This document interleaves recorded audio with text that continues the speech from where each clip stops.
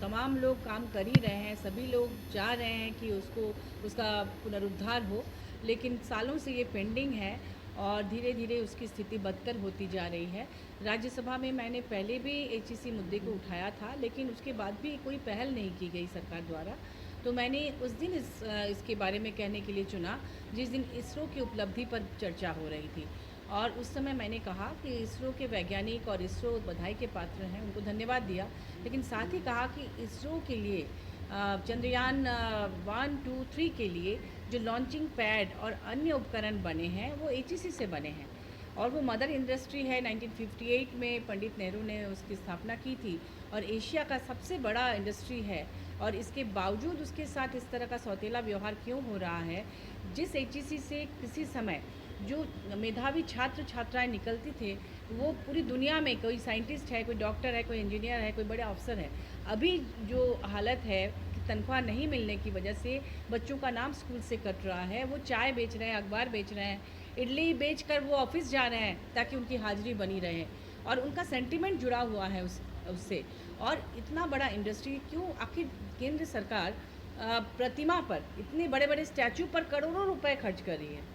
ठीक है, स्टैचू बनाइए, लेकिन एक जीवंत लोगों के द्वारा संचालित इतनी बड़ी इंडस्ट्री में आप इन्वेस्ट नहीं कर सकते हैं। वर्किंग कैपिटल नहीं है वहाँ पर, और क्या आप उसको सिख इंडस्ट्री घोषित करने की तैयारी कर रहे हैं?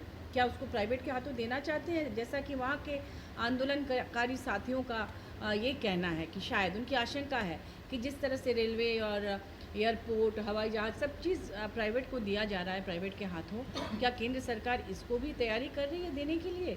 ये सवाल मैंने उठाया है, और मैंने कहा है, अनुरोध किया है कि सबसे पहले तो वहाँ के ऑफिसर्स, वर्कर्स और जितने भी कर्मी हैं उनको उनका बकाया वेतन दिया जाए, और फिर उसके पुनरुद्धार की व्यवस्था की जाए, क्योंकि एचईसी के पास ज़मीन है करोड़ों की, जिस पर बड़े बड़े सरकारी प्रतिष्ठान बने हुए हैं, तो आखिर उसकी जर्जर स्थिति क्यों रहेगी।